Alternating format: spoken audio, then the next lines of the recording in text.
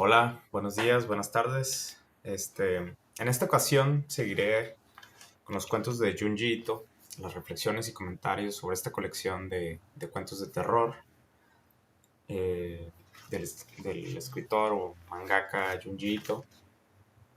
Y este cuento se llama La silla humana. Es un cuento muy interesante.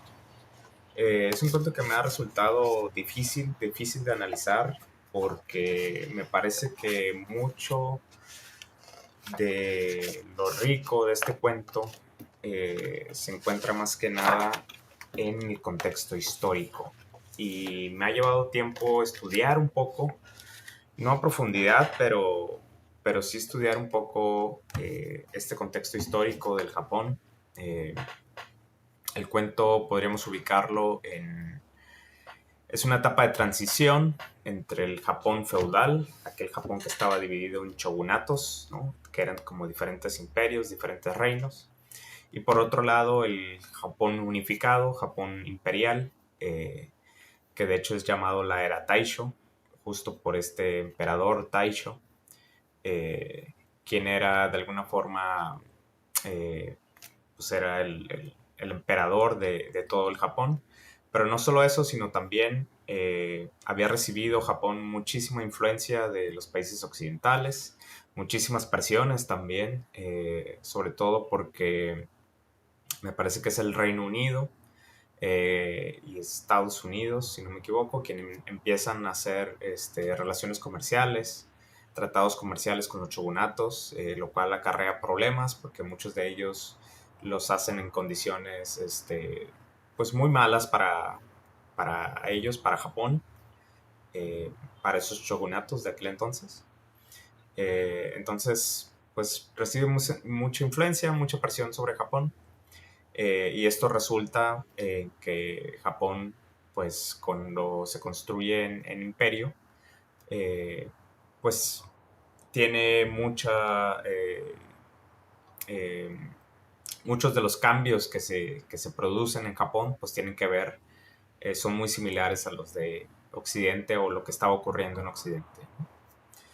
Bueno, primero quisiera introducirles el cuento.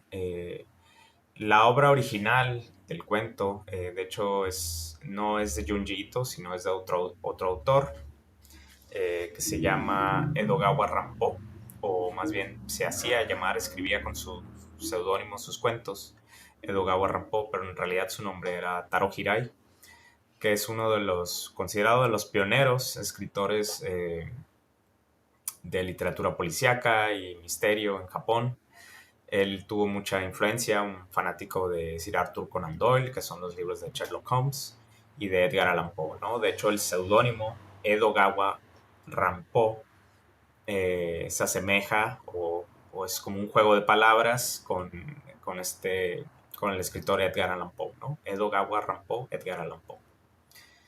Y este cuento lo escribe este escritor, Taro Hirai, y es un cuento, el cuento original no es tal cual la historia que viene en este libro, ¿no? No es tal cual, pero sin duda tiene mucha influencia, ¿no? Sin duda podríamos decir que está basado, el manga este está basado en la historia original del cuento de la silla humana. Y bueno, eso como una breve introducción del cuento.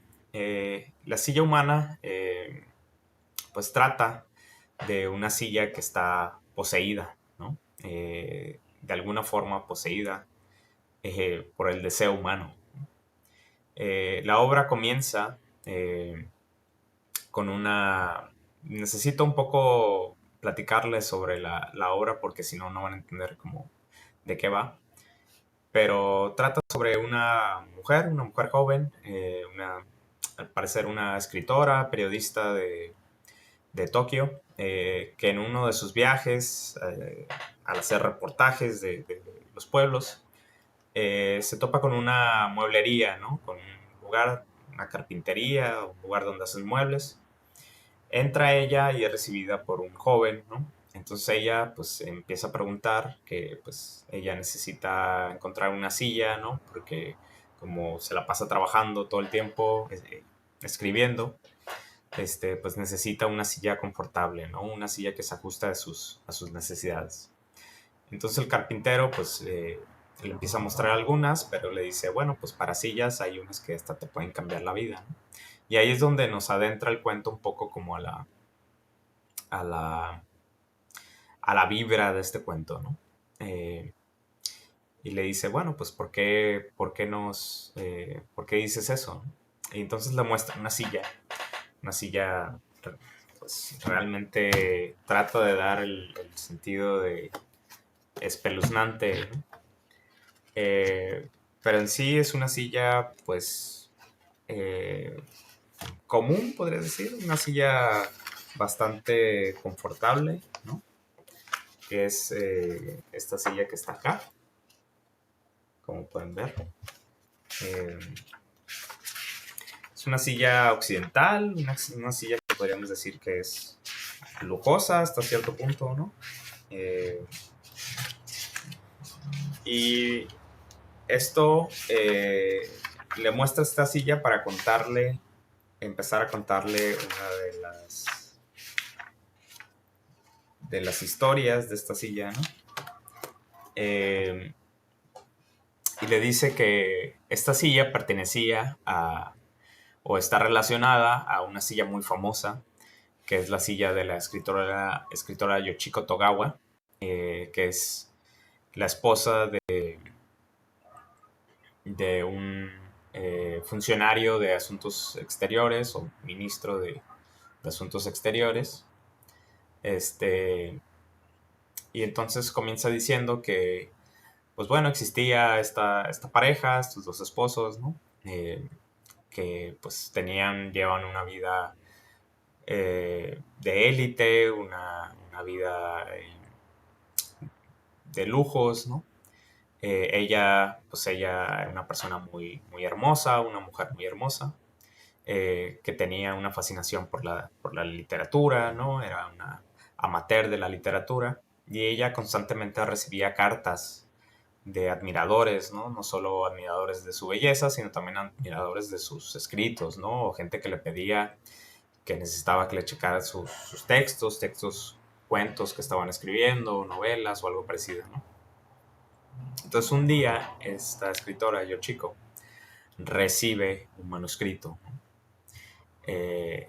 Y el manuscrito comienza a hablarle sobre pues, que es un carpintero que pues, hacía muebles para sus clientes y un día se harta de estar de este trabajo de alguna forma porque él pues era una persona muy fea, ¿no? Muy fea, muy grotesca, dice el cuento. Entonces él decide pues meterse a una de estas sillas, ¿no? Poseer esta silla y para poder pues poder tocar a las mujeres, ¿no? Se mete con este fetiche, ¿no? De meterse a su propio producto, a su propia mercancía, ¿no? Para poder pues aprovecharse de las mujeres que se sentaban en ella, ¿no? Entonces es un cuento muy macabro y comienza relatándose esa historia y Yoshiko pues se saca de onda, ¿no? Porque pues se empieza a horrorizar sobre esa situación y la silla, curiosamente, la silla donde estaba sentada Yoshiko pues es muy parecida a la descrita en ese manuscrito. Entonces Yoshiko por un momento empieza a sentir que esa silla, pues hay alguien ahí adentro, ¿no? Está poseída. Entonces ella se horroriza, se asusta eh, y, y, pues deja el manuscrito ahí tirado hasta que al tiempo, al siguiente día, ella recibe otro manuscrito del mismo autor diciéndole que pues se le había olvidado que era un cuento, ¿no? Que ese manuscrito era ficción, que no era una declaratoria de hechos, ¿no? Y pues él le dice que necesita ayuda con ese cuento, que si le ha parecido pues realmente macabro, porque él está pensando pues enviárselo a un, eh, a un, a una competencia, ¿no? Entonces Yoshiko un día se junta con su editor. Su editor pues la felicita muchísimo a Yoshiko porque al parecer ella ha cobrado mucho éxito por uno de dos cuentos que fueron publicados, uno que de hecho logra ser el más votado y otro en un concurso que queda en segundo lugar, ¿no? Entonces Yoshiko intrigada le dice, oh, pues qué bueno que gané, pero ¿quién fue el primero, no? ¿Quién llegó a ser el primero? Y le dice, pues al parecer es un cuento de horror, un cuento macabro, que se llama La silla humana. Entonces ahí las cosas se ponen más tensas. Y le dice, ¿pero de quién? Pues al parecer es una persona no conocida. Y es muy curioso porque los datos que venían en ese manuscrito, pues nos hemos puesto a buscar la dirección, la persona, y al parecer pues no hay alguien que exista ahí, pues, ¿no? Entonces Yoshiko, después de esa junta que tiene con su editor, pues le empiezan a entrar otra vez las ideas de que efectivamente hay alguien en esa silla. Entonces Yoshiko, intrigada, le pregunta un día a su esposo que dónde había conseguido la silla. Y su esposo le dice que, pues curiosamente, la había conseguido en una subasta. Entonces Yoshiko se acuerda que en el manuscrito se había dicho que la silla había pasado, generalmente eh, se llevaba en los hoteles, ¿no? En un hotel, pero que eventualmente el hotel había quebrado o algo parecido y había sido comprado en una subasta también. Entonces empiezan las coincidencias. Y un chico le da la impresión de que, pues, que no es tanta coincidencia, ¿no? Sino que efectivamente parece que hay alguien dentro de esa silla. Entonces, eh, Yoshiko, uno de esos días empieza a tener como mucho malestar, acechada por esas ideas de que probablemente esté alguien en esa silla. Un día de esos, en la noche, empieza a escuchar ruidos, ¿no? Y despierta a su marido, ¿no? Muy asustada, escucha, parece que alguien se ha metido a la casa, ¿no? Y parece que viene del cuarto, el cuarto donde estaba la silla, que era el cuarto occidental, que le llamaban, ¿no? Que es muy curioso. Y le dice, se me hace que hay alguien ahí, se me hace que son estos ruidos, ¿no? Y su esposo le dice, no, pero seguramente son los empleados, seguramente son los empleados que están haciendo ruido. Y él dice, no, pues vamos a ver porque quiero ver, yo siento que hay alguien ahí, ¿no? Entonces su esposo se levanta, toma una espada de madera, que es una katana de madera, eh, y se van a investigar, ¿no? Y llega un momento en donde abren la puerta y pues no hay nada ahí. No hay nada y Yoshiko comienza a pensar que pues hay alguien adentro de la silla, ¿no? Entonces su esposo pues comienza a buscar por todas partes. Yoshiko le insiste que hay alguien dentro de la silla y el esposo dice pues es ridículo, ¿no? Entonces cuando el esposo pues está buscando por ahí, a ver si encuentra, a lo mejor se ha escondido en algún lado asaltante, y Yoshiko en ese momento se queda mirando la silla y la silla parece que sale como una cara de dentro del sillón, ¿no? Como desde adentro, marcándose por el cuero del sillón. Y Yoshiko queda horrorizada, ¿no? Porque de repente vemos ese primer encuentro con ese horror, eh, que es el horror de que efectivamente hay alguien dentro de ella, ¿no? Eh, Yoshiko vuelve a insistir en que hay alguien dentro de la silla. Su esposo le dice, tú, bueno, tú estás loca, ya basta con esa idea. Y Yoshiko grita, entran los empleados de la casa, ¿no? Los empleados del hogar. Les dice Yoshiko que revisen, ellos revisan y dicen, bueno, pues es que el cuero está cerrado, no hay manera de que alguien haya entrado por aquí, ¿no? el cuello está sellado con sus botones y todo, entonces pues no hay manera. Eh, y le dice a su esposo, mira, pues para que veas, ahí te va, ¿no? Y comienza a pegarle a la silla, ¿no? Comienza a pegarle y le dice, sí, para que te des cuenta que no hay nadie, pues, ¿no? Porque si yo le hubiera golpeado, alguien hubiera gritado, ¿no? Si efectivamente hubiera algo. Entonces, por ahí queda, eh, hasta que a los días, Yoshiko recibe un manuscrito, ¿no? Otra vez del mismo autor, diciéndole algo que me gustaría leerles, porque me parece que es muy interesante y que después lo vamos a analizar.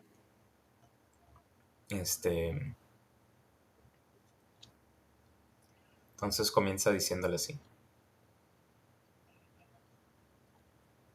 Señora mía, últimamente no se ha sentado en mi silla ni un momento. ¿Tiene idea de cuán solo me siento? Asimismo, ¿sabe cuán profundo fue mi dolor por el maltrato que recibí la otra noche? Señora mía, su marido es un hombre terrible. No, no porque me haya golpeado, sino porque está celoso de su trabajo. Yo lo sé. Sé que para usted es más importante su trabajo como escritora que su marido, y que mi silla es indispensable para su creación. Sé que solo hundiéndose profundamente en mí y siendo recibida suavemente por mi cuerpo, puede dar rienda suelta a su creatividad. Señora mía, su cuerpo no puede estar lejos del mío, y, a su vez, yo tampoco puedo estar sin el suyo. Anhelo el día en que usted y yo nos hagamos uno para toda la eternidad.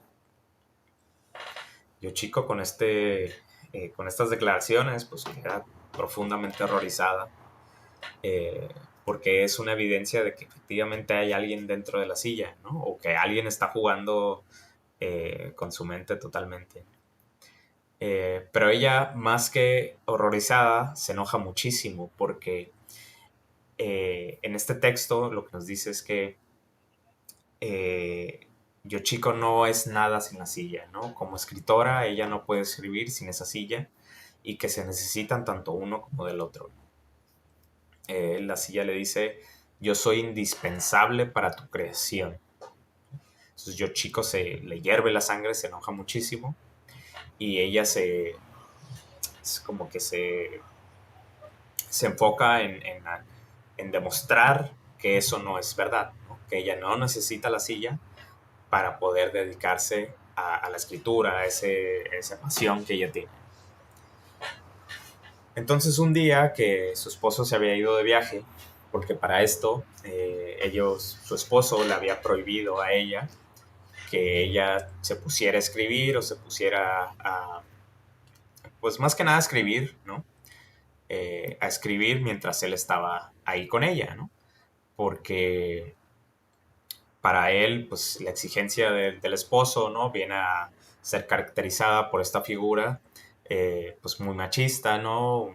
Un matrimonio muy tradicional, donde él, como un funcionario público de alto mando, pues necesita de una mujer que lo acompañe y sea, pues, la cara también de su trabajo, ¿no? Que lo reciba, que lo apoye en sus necesidades, en sus viajes, ¿no? Entonces la exigencia sobre el marido de que, y además con estas ideas que empiezan a brotar en Yoshiko, pues él se empieza a enojar y a molestar muchísimo, ¿no? Porque Yoshiko pues deja de ser lo que él exige de ella, que es esta mujer pues tranquila, dedicada al hogar, dedicada a las prácticas cotidianas, ¿no? Y no pasar a ser una persona muchísimo más, ¿no? Una escritora que podría incluso eh, dejar en segundo plano a su esposo, ¿no? Entonces, después de estas declaraciones, pues Yoshiko se embarga, se dedica completamente a escribir. Y un día, cuando su esposo se ha ido de viaje y regresa, yo- él generalmente, bueno, la esposa generalmente, pues lo recibía cuando llegaba, ¿no? Entonces ese día, pues lo reciben los empleados, pero no está la esposa.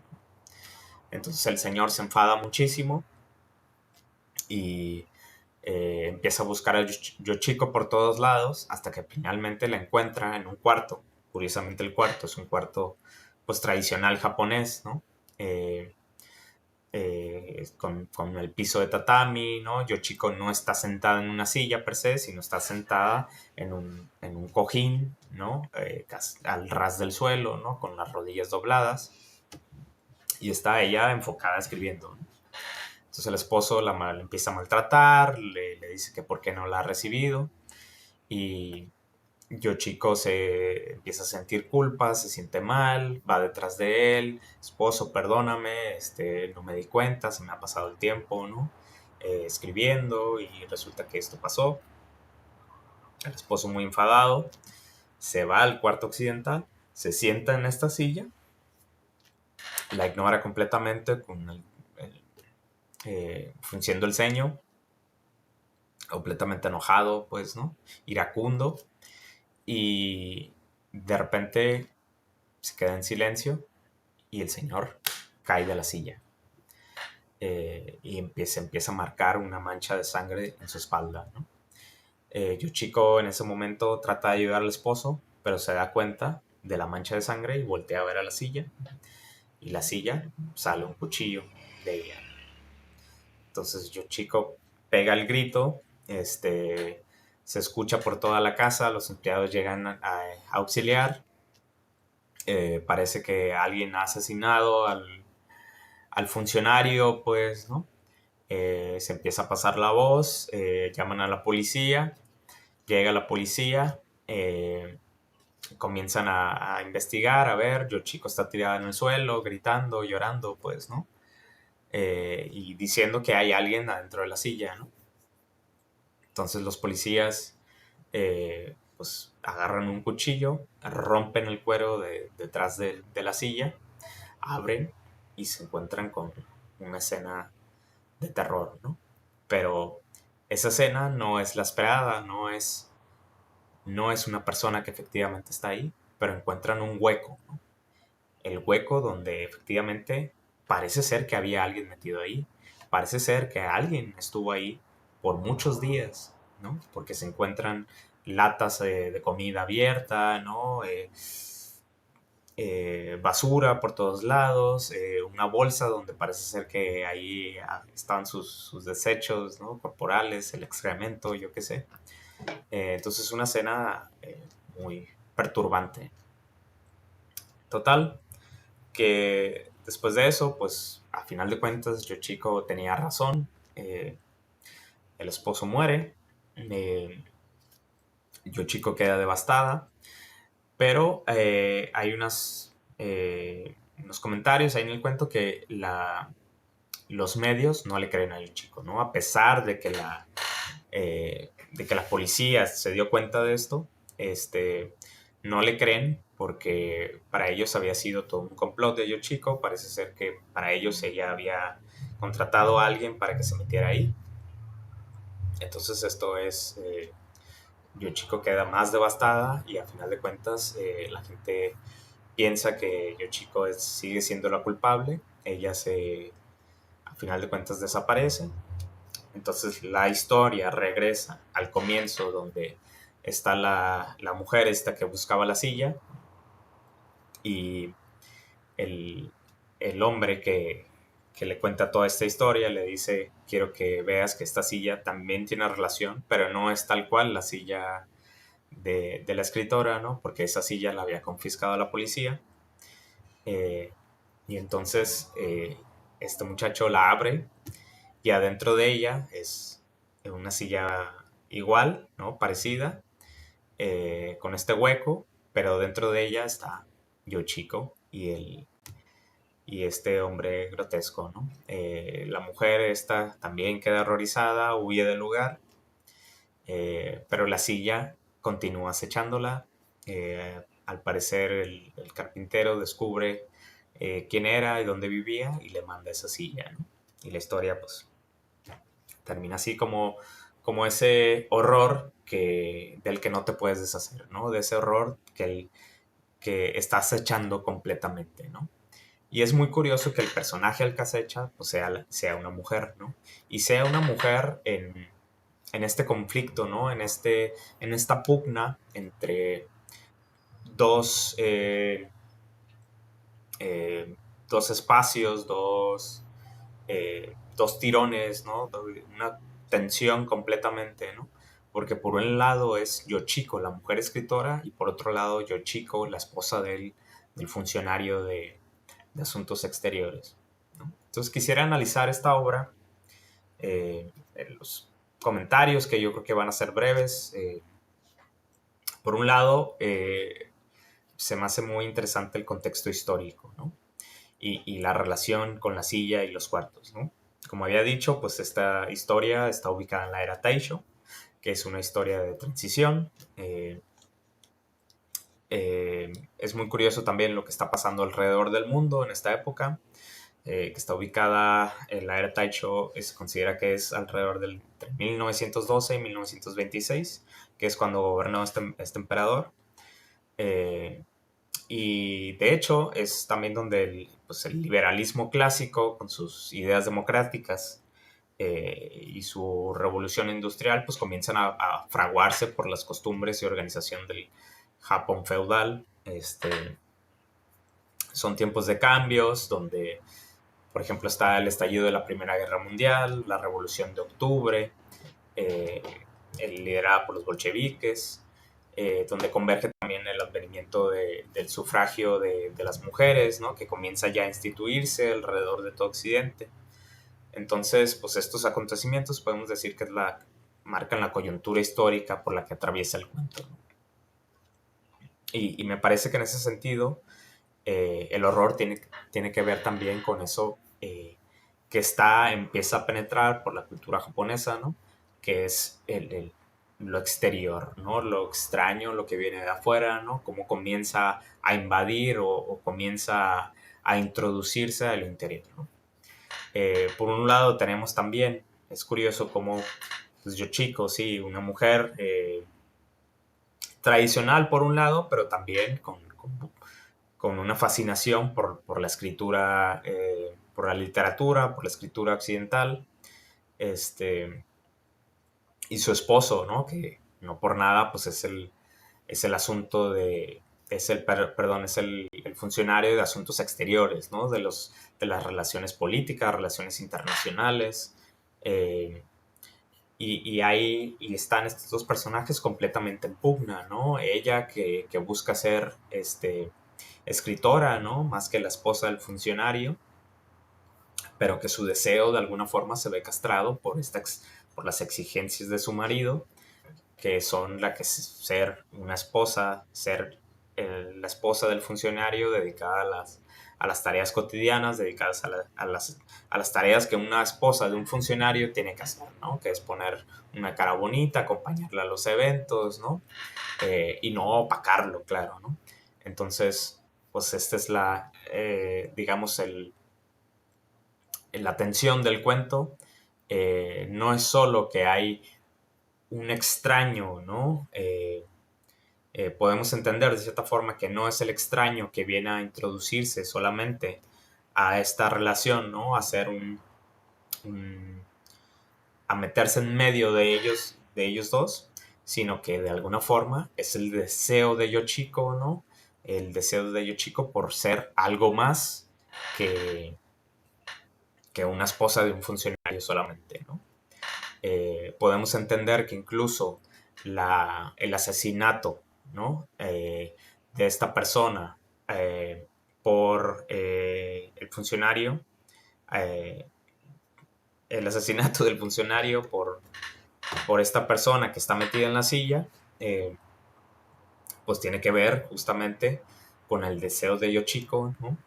Por ser, eh, por ser algo más, ¿no? Por ser escritora, ¿no? Porque de cierta forma, ¿no?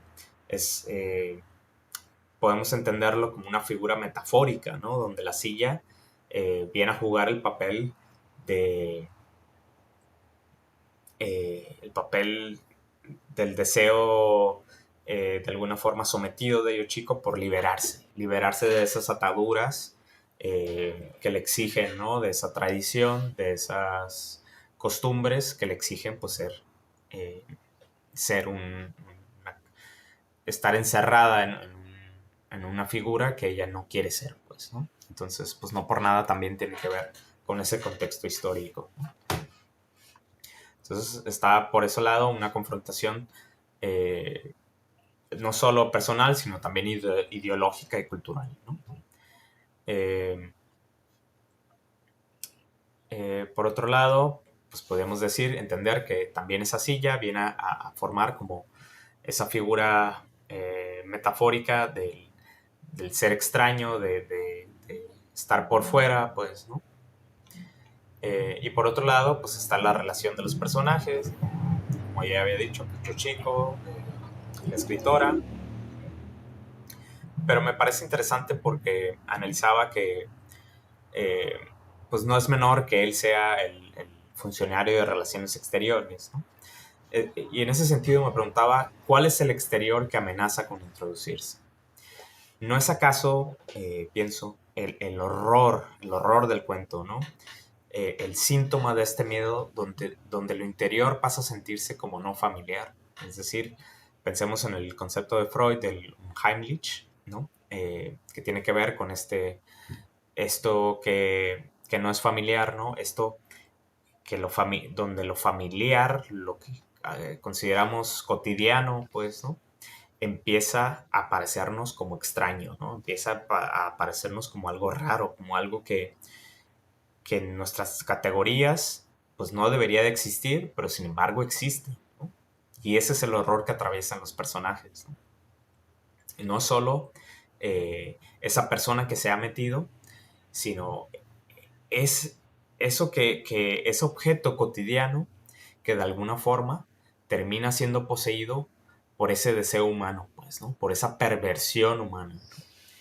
Y pensaba yo que en ese sentido no es la silla humana, ¿no? Propiamente, porque no es una silla que está hecha de partes del cuerpo humano, no es una silla eh, humana como que se asemeje, sino es una silla a primera vista, tal cual una silla común, ¿no? De cierta forma, pues sí, quizás extravagante, pero una silla cotidiana.